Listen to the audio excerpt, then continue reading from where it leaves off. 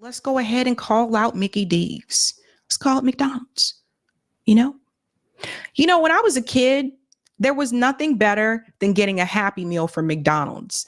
My mom, like if she took me to McDonald's or my dad took me to McDonald's. In fact, I used to volunteer to go to the grocery store if my dad was the one that was doing grocery shopping, because I knew that probably meant we were probably going to stop at McDonald's on the way home and I would get a Happy Meal.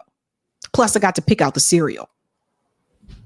But the reality is, there are wages that are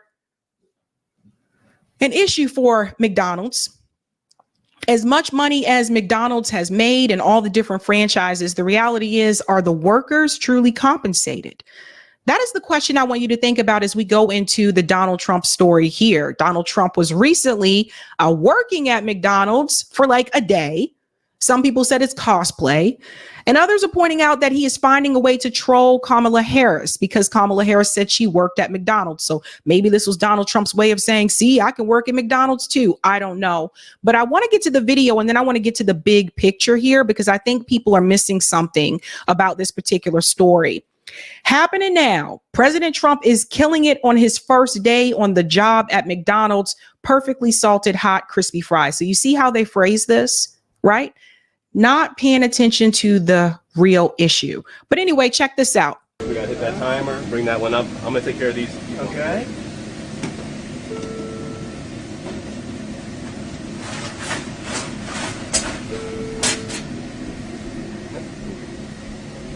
Right there, right there. Got it. Yeah.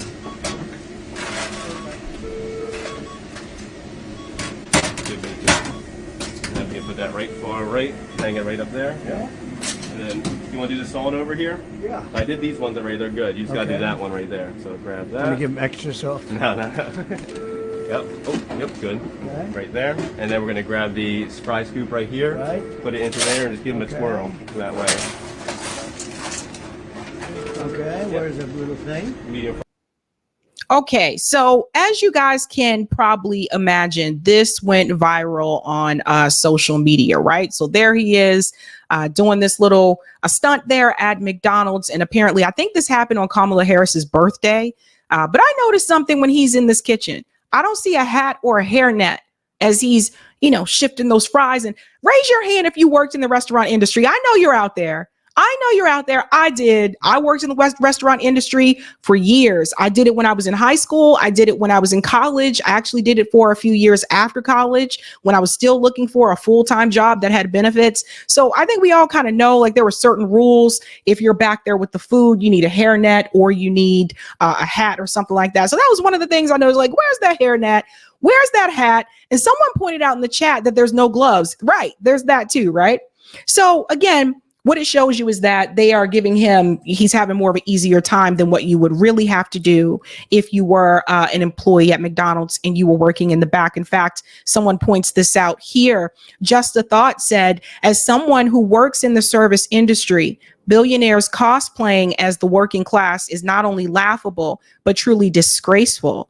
This man has never worked as hard as anyone I worked with and has never struggled financially or lived paycheck to paycheck. Fuck this. Yeah, so Just the Thought wasn't too happy about this. And here's another, this is the image I think she's referring to here, where Donald Trump is at the drive-thru. And I think there's a statement that he made here that alluded to that he felt like he could do this all day. Listen to this. I could do this all day. I wouldn't mind this job. I like this job. I think I might come back and do it again. Thank you.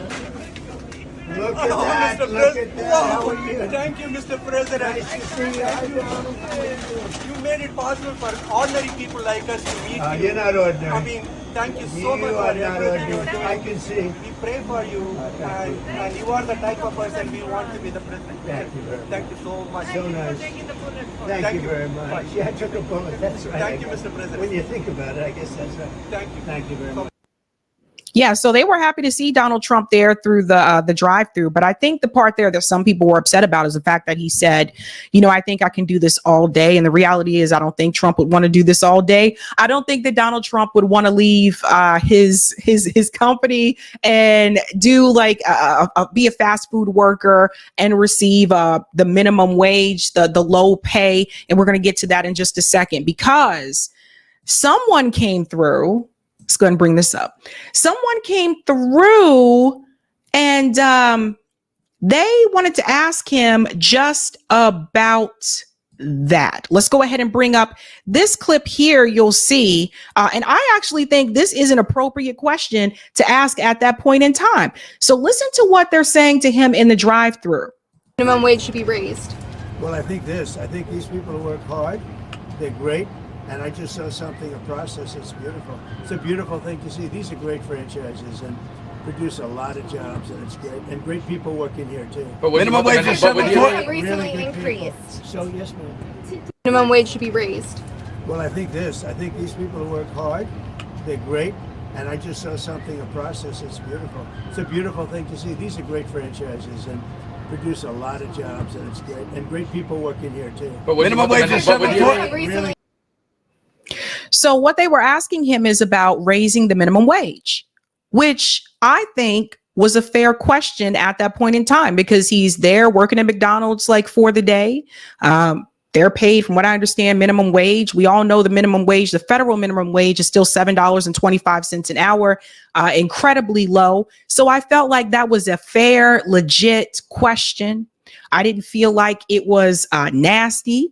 I felt like it was appropriate for what was happening at that point in time. Plus, he is a presidential candidate. Let's just be real. But he didn't answer the question. And at this point, I think every candidate should have an answer to that question. Should the federal minimum wage be increased? Should there be an increase on the federal minimum wage? And I think that there should be. It's been years, and I'm going to show you that in just a second. Now, this much of touched a nerve, and I want to show you this to prove a point. I think this touched a nerve with Kamala Harris's campaign because look at this. Tim Waltz was on The View, and I want you to hear him blame Donald Trump and JD Vance for the reason why we have low wages. I just want to point this out to you to show you that both of these parties are out of touch when it comes to working class people. Let's go ahead and bring in this clip here.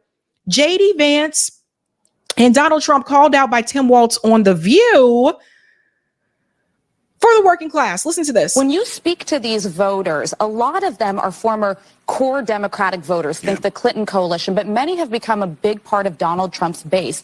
What is your message to win those voters back?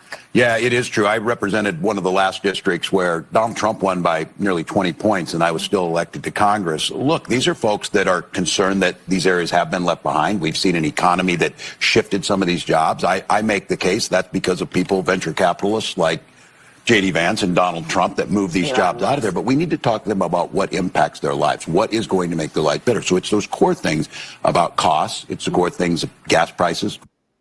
Let's pause here for a second. So first and foremost, he's not wrong to point to people who are billionaires. He says venture capitalists, but the reality is I think he doesn't want to use the word billionaire. And this is important to point out. Donald Trump is a billionaire. You do not become a billionaire without exploiting the workers. That's just a reality.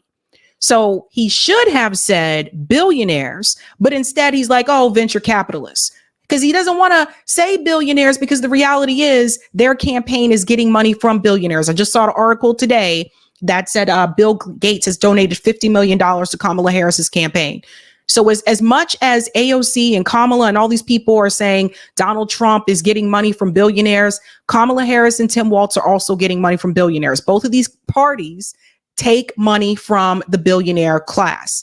But what was really interesting to me when he talks about the position that the working class is in, he mentions venture capitalism, but he totally is silent or overlooks, and I think this is on purpose, NAFTA. And that happened under Bill Clinton's presidency. I don't understand how you can totally leave that out, knowing that the Rust Belt in particular was devastated by NAFTA. We're talking about hundreds of jobs that were lost that never came back. And of course, I guess under the Obama administration, they tried to slowly try to find a way to bring that back or to bring back manufacturing. But the reality is, you can't sit up there and talk about the despair of the working class, and you were from the Midwest, and we want to point towards the Rust Belt as well, and leave out the fact that NAFTA was a big part of that despair of the working class. We cannot leave that out. So he says nothing about that. Doesn't want to say the word billionaire. And this is why I've been telling you guys.